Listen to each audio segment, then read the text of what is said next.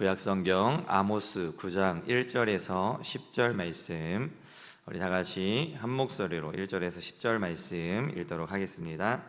내가 보니 주께서 제단 곁에 서서 이르시되 기둥머리를 쳐서 움직이게 하며 그것으로 부서져서 무리의 머리에 떨어지게 하라.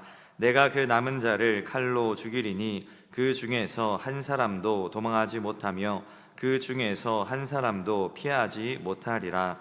그들이 파고 수월로 들어갈지라도 내 손이 거기에서 붙잡아 낼 것이요 하늘로 올라갈지라도 내가 거기에서 붙잡아 내릴 것이며 갈멜산 꼭대기에 숨을지라도 내가 거기에서 찾아낼 것이요 내 눈을 피하여 바다 밑에 숨을지라도 내가 거기에서 뱀을 명령하여 물게 할 것이요 그 원수 앞에 사로잡혀 갈지라도 내가 거기에서 칼을 명령하여 죽이게 할 것이라. 내가 그들에게 주목하여 화를 내리고 복을 내리지 아니하리라 하시니라.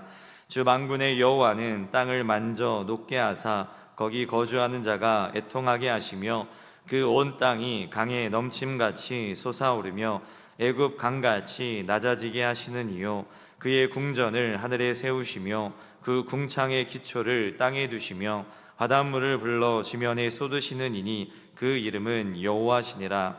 여호와의 말씀이니라. 이스라엘 자손들아 너희는 내게 구스 족속같이 아니하냐. 내가 이스라엘을 애굽 땅에서 블레셋 사람을 갑돌에서 아람 사람을 기르에서 올라오게 하지 아니하였느냐. 보라, 주 여호와의 눈이 범죄한 나라를 주목하노니 내가 그것을 지면에서 멸하리라.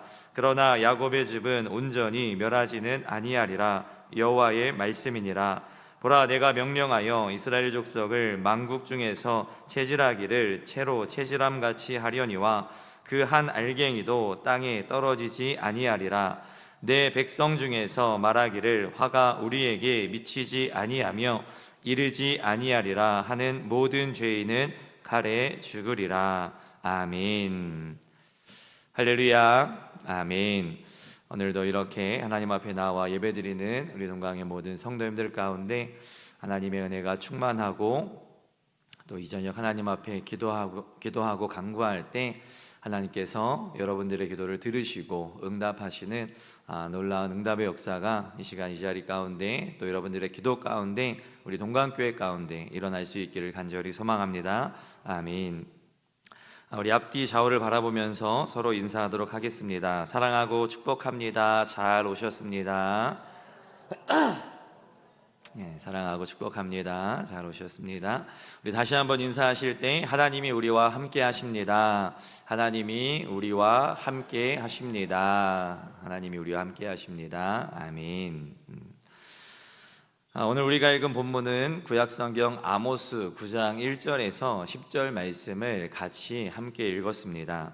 오늘 본문인 아모스서는 남과 북 분열 왕국 시대 중 외적으로는 최고의 번영과 부강을 이룩한 시대였으나 내적으로는 더 이상 돌이킬 수 없는 타락의 길로 치닫고 있던 시대인 BC 8세기 중엽, 곧 북이스라엘에는 제13대 왕인 여로보암 2세가 또 남유다 왕국에서는 제10대 왕인 우시야 왕이 이제 다스리던 통치하던 그 시대를 시대적 배경으로 하고 있습니다.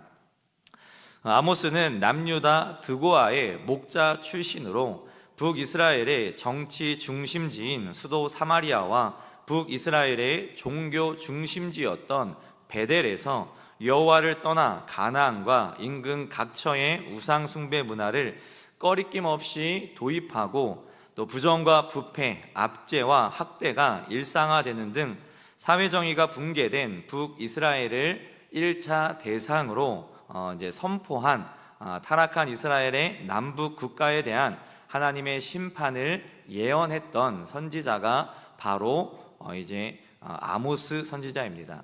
그러니까 북이스라엘에서 활동했던 북이스라엘의 수도였던 사마리아와 또 북이스라엘의 종교 중심지 하나님 앞에 제사를 드렸던 그러니까 우상을 섬겼던 이제 베델에서 원래는 하나님을 섬겨야 되는 중심지였지만 우상에게 제사를 드렸던 베델에서 이제 그러한 잘못된 부분들을 이제 지적하고 하나님의 말씀을, 하나님의 심판을 예언했던 선지자가 바로 아모스라는 선지자입니다.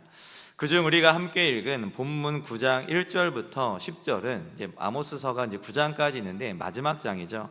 이 1절부터 10절은 이스라엘 백성을 심판하실 것을 확실히 보여주는 5가지 환상 가운데 마지막 환상인 성전 파괴와 또 많은 백성의 죽음 등 심판의 최종 예언을 이제 기록하고 있는 내용이 바로 우리가 읽은 1절에서 10절 말씀입니다. 이 본문을 통해 오늘 우리에게 주시는 하나님의 말씀이 무엇인지 함께 살펴보도록 하겠습니다.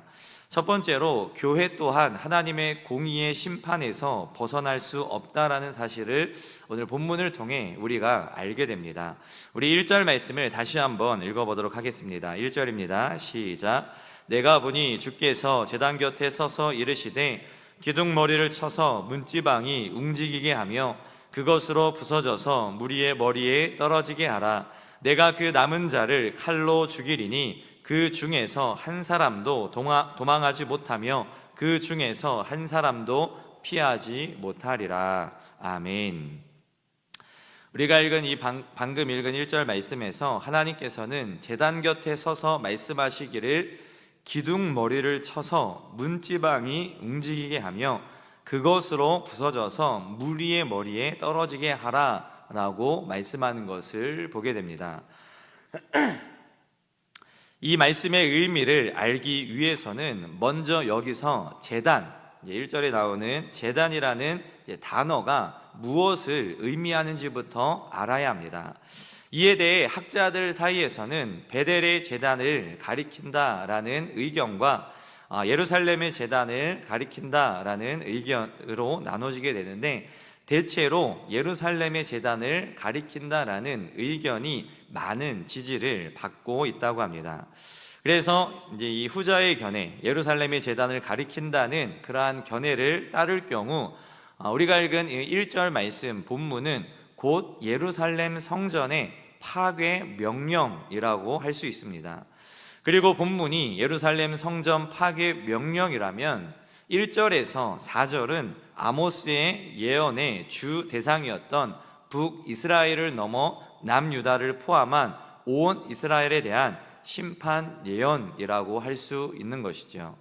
그러니까 아모스 선지자가 원래는 북이스라엘을 중심으로 하나님의 말씀을, 심판을 예언하고 선포했던 선지자인데, 이 9장 1절의 말씀을 근거로 4절까지 살펴보면 이제 북이스라엘을 넘어서 남유다까지 포함한, 그러니까 온 이스라엘에 대한 심판 예언이 나타나고 있다라는 겁니다.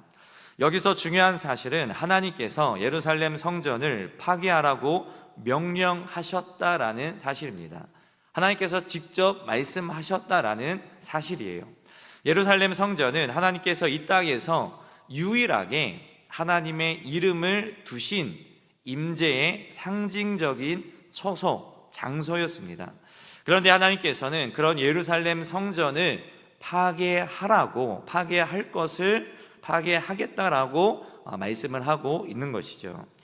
이는 이스라엘 백성들에게는 그야말로 청천벽력과도 같은 소리입니다. 이스라엘 백성들에게 있어 성전이 파괴된다라는 것은 상상도 할 수 없는 일이기 때문이죠.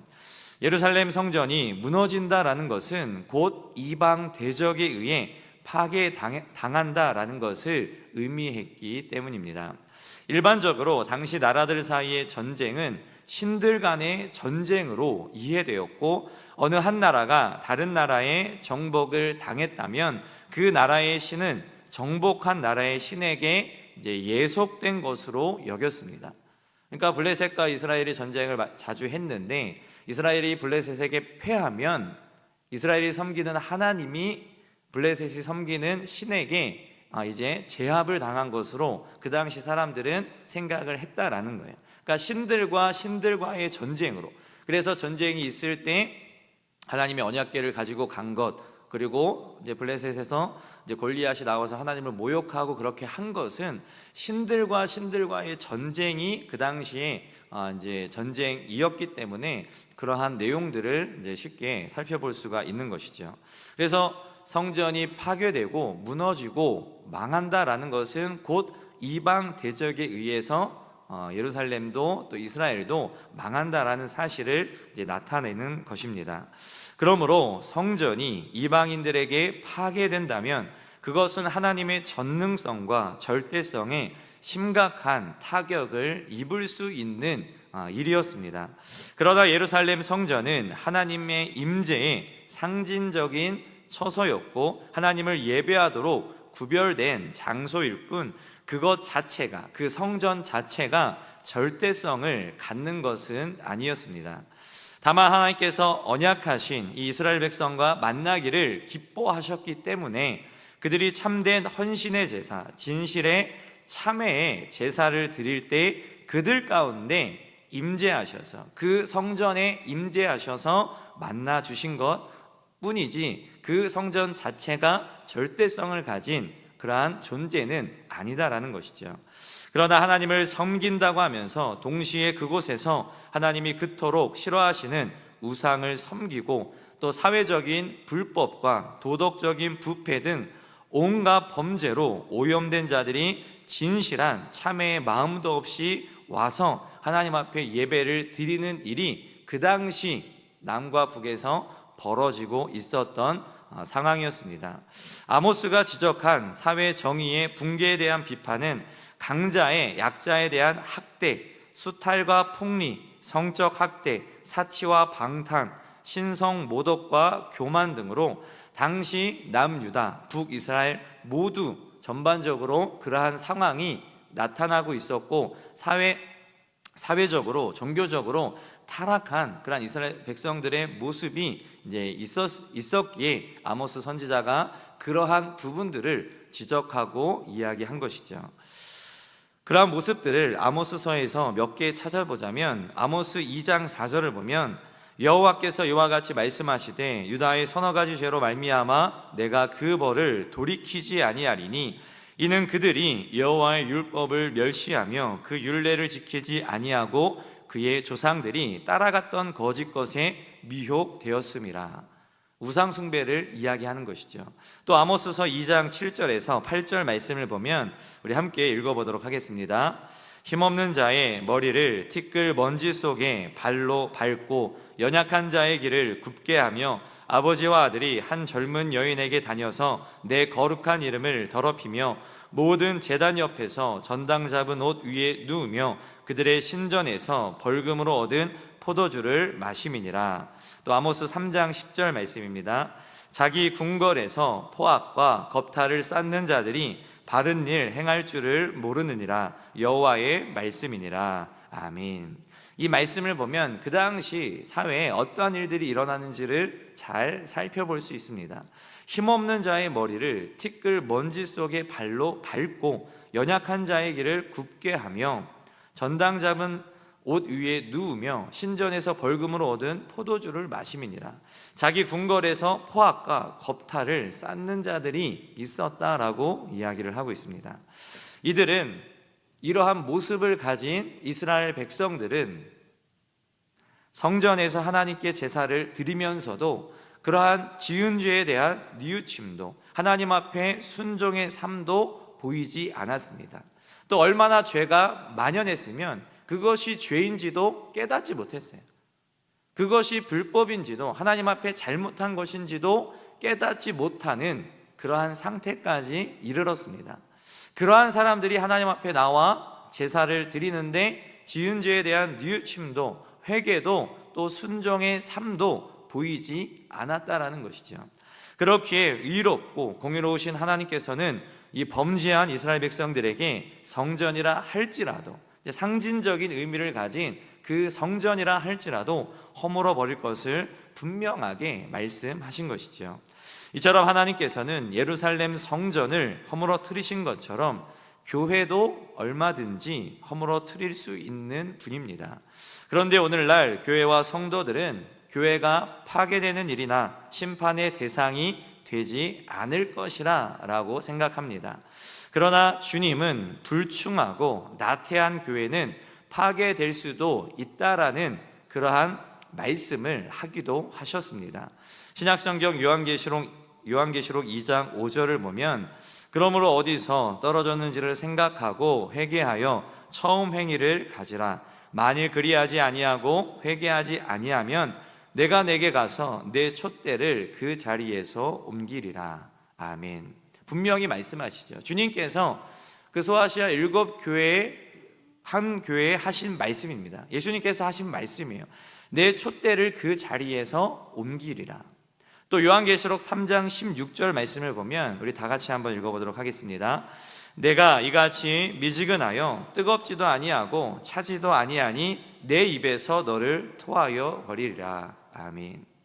이것도 그 7교회 중 한 교회 하신 말씀이에요. 내 입에서 너를 토하여 버리리라. 너를 버리겠다라는 거예요. 분명히 예수님께서 그 교회도 버릴 수 있음을 말씀하고 있습니다. 현재 성경에 기록된 소아시아의 7교회 중 오늘날 단 한 교회도 남아있지 않으며 유럽 교회 중 무수한 교회들이 유명무실하게 된 것, 또 우리 주변에도 무수한 교회들이 무너지고 만 것은 그 교회들이 하나님께 합당치 못한 것들을 일삼았기 때문이고 깨우지 못했고 온전히 하나님을 붙잡지 못했기 때문입니다. 왜 유럽의 많은 교회들이 문을 닫고 그 교회의 자리가 술집이 되고 다른 것들이 되었을까요? 온전히 하나님을 따르지 않았기 때문이죠. 그러므로 우리는 이러한 본문의 가르침을 앞에 두고 두렵고 떨리는 자세로 우리 교회가 과연 하나님 보시기에 합한 교회인지, 하나님이 기뻐하실 만한 교회인지, 여러분들의 삶이, 여러분들의 모습이 정말 하나님 앞에 기뻐할 만한 성도의 삶의 모습인지 한번 돌아봐야 합니다. 오늘날 얼마나 많은 사람이 순종과 회개 없이 그저 재물만 가지고 나와 하나님께 제사를 드리며 그것을 하나님께서 기뻐하실 것으로 오해하고 있는지 모릅니다. 당시 아모스가 하나님의 말씀을 예언한 그 당시, 아까 여로보암 2세와 우시야 왕이 남과 북을 다스렸다고 말씀을 드렸는데, 그 당시는 경제적으로 또 군사적으로 막강한 시대였습니다. 북이스라엘도 또 남유다도 경제적으로 군사적으로 또 넓은 영토를 차지했던 그러한 부강한 시대였어요. 그러니까 경제적으로도 상황이 좋고 군사적으로 좋으니까 사람들이 여유가 있었습니다. 그러니까 하나님 앞에 제물만 드리고 나와서 순종과 회개 없이 그냥 제물만 가지고 나와 하나님께 제사를 드리면, 그 제물을 드리면 그저 하나님께서 기뻐하실 것으로 오해를 했습니다. 그들의 삶은 약한 자들을 짓밟고 하나님의 말씀에 순종하지 않고 우상을 섬기며, 하나님도 섬기지만 우상도 함께 섬기는 그러한 모습들을 보이면서 그저 제물만 가지고 하나님 앞에 나오면 하나님께서 기뻐하실 것이라고 오해하고 생각했던 것이죠. 그렇게 우리는 매주 드리는 예배라 할지라도 진정 애통하는 심정으로, 상한 마음으로 하나님 앞에 나와 지은 죄를 고백하며 하나님의 은혜를 구해야 합니다. 그리고 그 은혜로 기쁘고 감사한 삶, 순종의 삶을 살아야 하는 것이죠. 여러분들은 어떠한 마음으로 지금 이 자리에 앉아 계십니까? 또 온라인으로 드리는 예배 드리는 우리 동강의 성도님들은 어떠한 마음을 가지고 온라인으로라도 하나님 앞에 예배를 드리고 있습니까? 정말 애통한 심정을 가지고 하나님 앞에 상한 마음으로 나의 부족함을 고백하고 나의 연약함을 고백하고 내가 지은 죄를 고백하며 하나님의 은혜를 구하기 위해 지금 이 자리에 앉아 있습니까? 오늘 이 말씀을 통하여서 여러분들이 정말 하나님 앞에 예배 드릴 때 그러한 마음을 가지고 하나님 앞에 회개하며 돌이키며 나의 부족하고 연약함을 하나님 앞에 내려놓고 하나님께서 기뻐하시는 삶의 모습을 살아가기에 힘쓰시는 저와 여러분들이 되기를 간절히 소망합니다. 하나님께서 타락하고 죄악된 지금 이 시대에 온전히 하나님의 의와 뜻을 따르고 말씀을 붙들고 나아가는 성도와 교회를 원하고 있습니다. 우리 동강교회와 성도들은 의롭고 공의로우신 하나님과 그 말씀을 따라 이 시대에, 정말 이 시대가 너무나도 패역하고 정말 이 시대가 너무나도 악하잖아요. 정말 듣도 보도 못한 일들이 일어나고 있는 것을 정말 뉴스를 조금만 살펴보면 알 수가 있습니다. 별의별 일들이, 정말 상상치 못할 일들이 정말 이게 사람으로서 가능한 일인가 라는 그러한 일들이 이 세상에 일어나고 있어요. 죄악으로 가득한 시대입니다. 그리고 그것이 죄인지 잘못된 일인지 모르는 그러한 상황 가운데 우리가, 이 시대 가운데 우리가 살고 있다라는 거예요. 그러한 이 시대에 저와 여러분들이, 우리 동방교회가 삶의 기준을 제시하고 빛과 소금의 역할을 감당할 수 있는 그러한 교회, 하나님께서 기뻐하실 만한 삶의 모습으로, 또 하나님의 말씀에 순종하는 모습으로, 삶으로, 또 회개하며 돌이키며 나의 연약함을 주님 앞에 맡겨드리고 나아가는 그러한 삶으로, 그리하여서 이 세상 사람들에게 죄악에 물들어 있는, 악이 악인지도 모르는 그 사람들에게 삶의 기준, 빛과 소금의 역할을 감당할 수 있는 그러한 교회, 그러한 성도들 되시기를 간절히 소망합니다. 두 번째로, 말씀을 통해 하나님께만 피할 길이 있음을 우리가 알 수가 있습니다. 아까 읽은 본문 1절에서 남은 자라는 단어가 나옵니다. 남은 자. 이 남은 자란 성전에 모여 있다가 성전이 무너져 내릴 때에 구사일생으로 살아남은 자를 가리킵니다.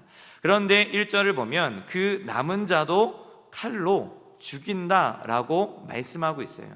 이는 하나님께서 타락한 온 이스라엘 백성들을 한 사람도 예외 없이 철저히 심판하여 멸하실 것임을 선언하고 있는 것이죠. 그리고 2절부터 4절에서는 수월과 하늘, 갈멜산 꼭대기와 바다 밑에 숨어도 하나님께서 다 찾아내어 공의로 다스리시며 심판하신다라고 말씀합니다. 우리 2절부터 4절까지 말씀을 다시 한번 읽어보도록 하겠습니다. 그들이 파고 수월로 들어갈지라도 내 손이 거기에서 붙잡아 낼 것이요 하늘로 올라갈지라도 내가 거기에서 붙잡아 내릴 것이며 갈멜산 꼭대기에 숨을지라도 내가 거기에서 찾아낼 것이요 내 눈을 피하여 바다 밑에 숨을지라도 내가 거기에서 뱀을 명령하여 물게 할 것이요 사로잡혀 갈지라도 내가 거기에서 칼을 명령하여 죽이게 할 것이라. 내가 그들에게 주목하여 화를 내리고 복을 내리지 아니하리라 하시니라. 아멘. 이 말씀을 보면 거기에서 붙잡아 낼 것이요 붙잡아 내릴 것이며 거기에서 찾아낼 것이요 거기에서 뱀을 명령하여 물게 할 것이요 명령하여 죽이게 할 것이라. 그들에게 주목하여 화를 내리고 복을 내지 아니하리라 라는 구절을 보게 됩니다. 하나님께서 한 사람도 남김없이 다 멸하겠다, 다 죽이겠다라고 말씀하셨고, 얼마나 무서운 말씀이냐면 주목하여 화를 내린다라고 했어요. 그냥 하나님께서 넘어가는 것이 아니라 다 찾아내신다라는 것이죠. 주목하고 있다라는 거예요. 하나님께서 일거수일투족을 다 보고 계신다라는 거예요. 이 말씀을 통해 범죄한 이스라엘 백성들, 악인들은 그 누구도 하나님께서 심판하시는 날 어떻게 해도 피할 수 없다라는 사실을 알게 됩니다. 하나님께서 공의로 다스리시고 심판하실 때에 보존되는 길은 은밀한 곳에 숨는 것이 아니라 심판으로 다스리기 전에 하나님을 참으로 신뢰하고 그분을 구원자로 모시고 그분께로 피하는 것밖에 없습니다. 구약의 선지자들이 계속 이야기하죠. 하나님께로 돌아오라, 돌아오라. 돌아오지 않으면 하나님의 심판이 있을 것이다. 그런데 돌아오면 어떻게 하신다? 하나님께서 심판하지 않는다. 회개하고 돌아오면 하나님께서 용서해 주신다라는 거예요. 그것이 구약의 선지자들이 계속해서 이스라엘 백성들에게 이야기한 거예요. 심판이 있기 전에 돌아와라. 심판이 있기 전에 하나님께 회개하고 하나님 앞에 나와라 라고 계속 이야기를 합니다. 그런데 그렇게 하지 않으니까 결국에는 하나님께서 심판하시는데, 그 심판이 어떻다라고 이야기합니까? 아모스 선지자가 다 샅샅이 찾아내서 하나도 남김없이 다 멸할 것이다, 죽일 것이다 라고 이야기를 하고 있어요. 하나님의 심판하실 때에 살 방법이 없는 거죠. 그런데 우리가 하나님의 심판하실 때 살 수 있는 방법은 다스리기 전에, 심판으로 다스리기 전에 하나님을 참으로 신뢰하고 돌아오고 회개하면, 그분을 구원자로 모시고 그분께 피하면 그분께서 그 심판을 면하게 해주신다라는 것이죠. 하나님께서는 동일한 이스라엘 자손이지만 헛된 제사를 일삼으며 죄악을 도모하는 삶, 타인을 속이며 스스로를 속이는 거짓된 삶을 사는 자들을 멸하시고, 하나님을 신뢰하고 구원을 소망하며 하나님께 피하는 자들은 구원의 자리에 있게 하셨습니다. 로마의 바티칸 박물관 안에는 역대의 로마 지도를 시대별로 그려놓은 방이 하나 있다고 합니다. 그중 나란히 그려진 두 지도를 비교해 보면 놀라운 사실을 발견하게 되는데, 앞에 지도에는 폼페이시가 표시되어 있는데 바로 뒤에 지도에는 폼페이시가 사라져 버린 것입니다. 베수비오 화산 폭발로 땅속에 묻혀버린 폼페이시는 훗날 수세기가 흐른 후 한 농부에 의해 발견됩니다. 그리고 본격적인 발굴 작업을 통해 수많은 시체와 또 당시의 생활의 모습들이 드러났는데, 흥미로운 것은 시체가 발견된 장소가 천차만별이었다라는 겁니다. 몇 구의 시체는 깊은 지하실 속에서 발견되었습니다. 아마도 그들은 화산이 폭발할 때에 그곳으로 피하면, 지하로 피하면 안전하리라 라고 생각했을 것입니다. 또 몇몇은 건물의 가장 높은 방에서 발견되었다고 합니다. 이들 역시도 높은 곳에 올라가면 그 죽음을 피할 수 있다고 생각했을 것입니다. 하지만 폼페이시의 거주민들은 결국 한 사람도 남김없이 모두 그 화산 폭발로 인하여서 화산재에 묻히고 말았습니다. 폼페이시의 화산으로 인한 재앙과 멸망이 이르렀을 때에 많은 사람들이 피하려다 피하지 못하고 다 죽었지만 우리는 하나님께 피할 수 있습니다. 다람쥐는 작고 연약한 짐승이지만 맹수에게 잘 잡히지 않습니다.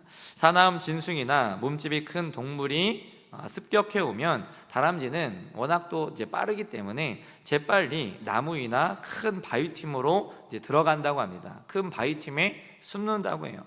아무리 사납고 강한 동물이라도 바위틈에 몸을 숨긴 다람쥐를 잡아낼 도리가 없습니다.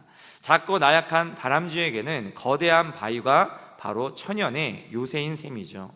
우리에게도 다람쥐처럼 피할 바위가 있고 요새가 있습니다.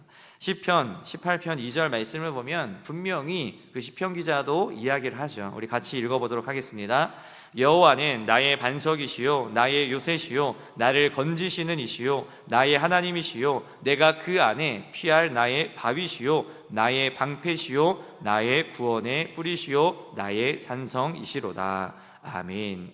이처럼 죄악된 세상, 심판의 때가 점점 가까이 다가오고 있는 이 시대를 살고 있는 우리도 하나님에 대한 믿음을 끝까지 지키며 그분만 의지하며 살아야 합니다. 하나님께서 말씀하실 때 하나님 앞에 돌아와야 돼요. 하나님께서 경고하실 때에 하나님께 우리는 회개하고 돌이켜야 합니다. 그분만 의지하며 살아야 한다라는 것이죠. 그럴 때 하나님께 피할 수 있습니다. 심판으로 다스리기 전 하나님을 온전히 믿으며 하나님께로 피할 수 있는 저와 여러분들이 될 수 있기를 간절히 소망합니다. 세 번째는 교회 안에도 쭉정이와 알곡이 함께 있음을 알 수 있습니다. 우리 8절과 9절 말씀 같이 읽어보도록 하겠습니다. 보라, 주 여호와의 눈이 범죄한 나라를 주목하노니 내가 그것을 지면에서 멸하리라. 그러나 야곱의 집은 온전히 멸하지는 아니하리라. 여호와의 말씀이니라. 보라, 내가 명령하여 이스라엘 족속을 만국 중에서 체질하기를 채로 체질함같이 하려니와 그 한 알갱이도 땅에 떨어지지 아니하리라. 아멘. 이 말씀은 타락한 이스라엘에 대한 심판 경고 중에 주시는 희망의 메시지입니다.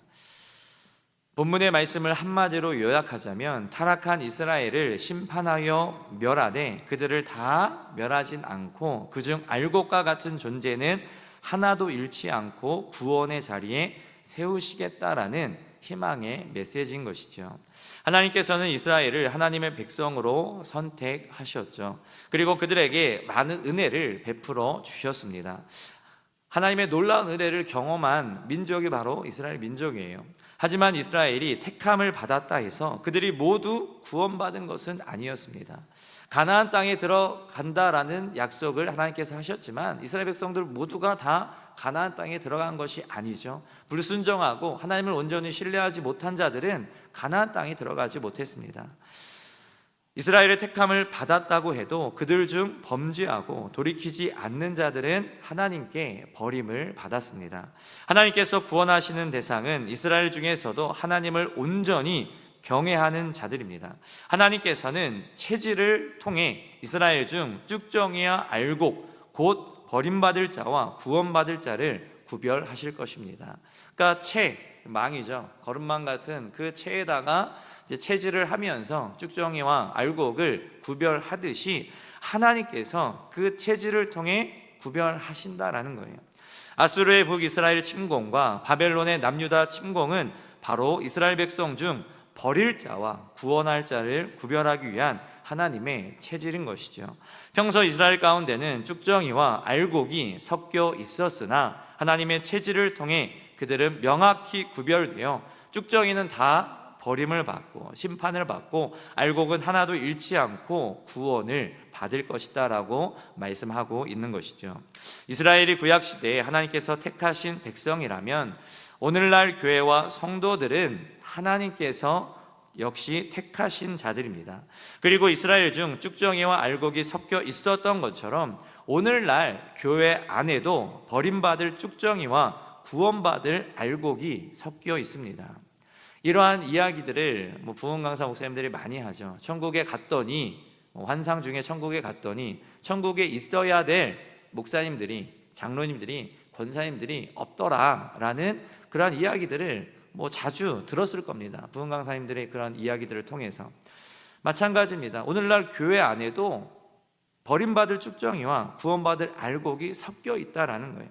예수님께서는 천국 비유 가운데 가라지 비유 또 그물 비유를 통해 교회 안에 쭉정이와 알곡이 섞여 있음을 분명하게 보여주셨습니다. 또한 이 비유들을 통해 하나님께서 버림받을 자와 구원받을 자를 선별하기 위하여 체질하실 것이라는 사실을 알려주셨습니다. 가라지는 곡식 가운데서 반드시 걸러져야 합니다. 못된 고기 역시 좋은 고기 가운데서 걸러져야 합니다. 우리는 교회 안에서 누가 쭉정이고 누가 알곡인지 알지 못합니다. 우리가 판단하는 것과 하나님이 판단하는 것은 다르기 때문이죠. 또 구원받을 수가 얼마나 되는지도 모릅니다. 그것은 오직 하나님만 알고 계십니다. 물론 믿음으로 구원을 받죠. 예수 그리스도를 우리를 구원하신 구주로 믿기만 하면 구원을 받습니다. 그런데 믿는다라는 것이 무엇입니까? 예수 그리스도를 나의 구원자로 믿는다. 믿으면 우리는 하나님의 자녀가 되죠. 그리고 구원을 받는 거예요. 그런데 믿는다라는 것은 하나님의 자녀로 또한 살아야 됨을 이야기하는 겁니다. 예배 드린다라는 것이 무엇입니까? 그냥 교회에 와서 찬양하고 기도하고 목사님의 설교 말씀 듣고 또 설교 끝나면 찬양하고 통성으로 기도하고 그게 예배입니까? 물론 하나님의 말씀을 듣고 찬양하는 것 예배이죠. 그런데 예배는 하나님의 자녀로 하나님의 말씀에 순종함으로 살아가는 것도 예배입니다. 믿는다라는 것이 뭐예요? 구원받는다라는 것이 무엇입니까? 믿기만 하면 됩니까? 근데 그 믿는 것에는 우리의 삶도 들어있다라는 거예요. 우리의 삶이, 여러분들의 말이, 여러분들의 행동이 들어있다라는 거예요. 그 믿음이라는 것은 그저 마음으로, 물론 이제 성경에서는 마음으로 믿어 의에 이르고라고 이야기를 하고 있지만, 그러나 삶 또한 배제할 수 없다라는 거예요. 야고보서에서 이야기하는 것이 무엇입니까? 행함이 없는 믿음은 죽은 것이다. 죽은 것이다. 행함이 없는 믿음은 죽은 거예요. 우리가 마음으로 믿어 구원을 받았지만 행함이 없으면, 하나님의 자녀로서의 삶의 모습이 없으면, 하나님 자녀로서의 말이 없고 행동이 없으면 죽은 거예요. 교회 안의 성도들을 보면 정말 저분이 교회 다니는 사람이 맞나라고 생각될 정도로 말을 막 쏟아내고 행동을 막 하는 분들이 우리 교회 안엔 없지만 다른 교회 안에 많이 있는 것을 보게 됩니다.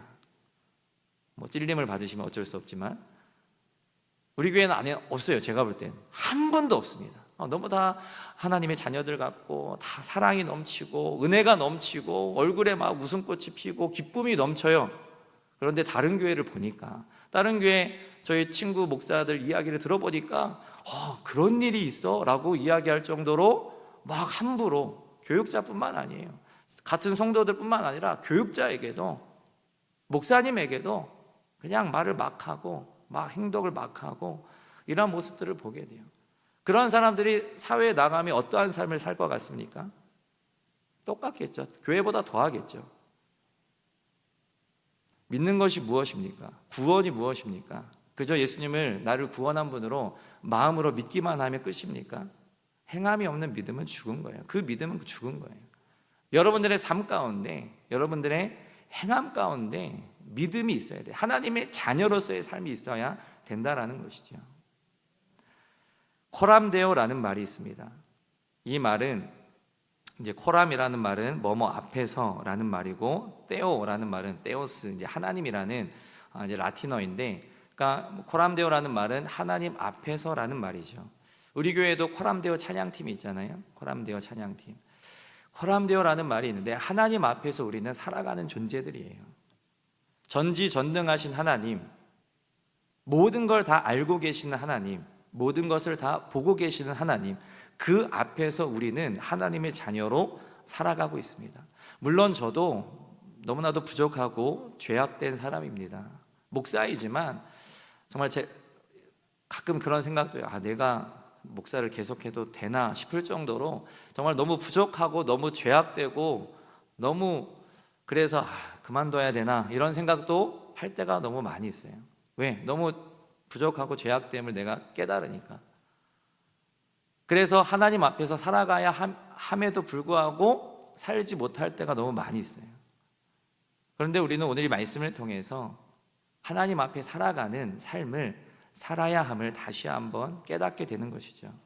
여러분들의 삶이 어떠한지 돌아보기를 바랍니다. 하나님은 물론 자비로우시고 은혜로우시고 연약한 자에게 힘을 주시고 능력을 주시고 정말 붙잡아 주시고 도와주시는 분이시죠. 하지만 또한 하나님은 공의로우신 분이고 정의로우신 분이며 심판하시는 분입니다. 여러분들의 삶 하나하나를 다 보고 계세요. 나의 삶 하나하나를 다 보고 계십니다.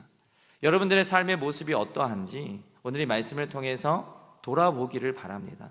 그리고 믿음을 삶으로 보여주었으면 좋겠어요.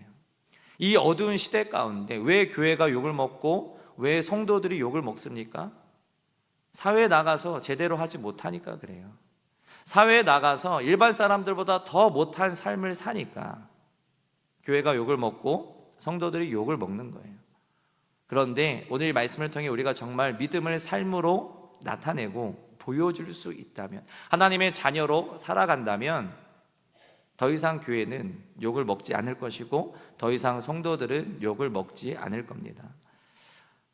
여러분들의 삶이 정말 예수 그리스도가 나를 구원하신 구주를 믿는 삶이라면 그에 합당한 삶을 살아갔으면 좋겠습니다.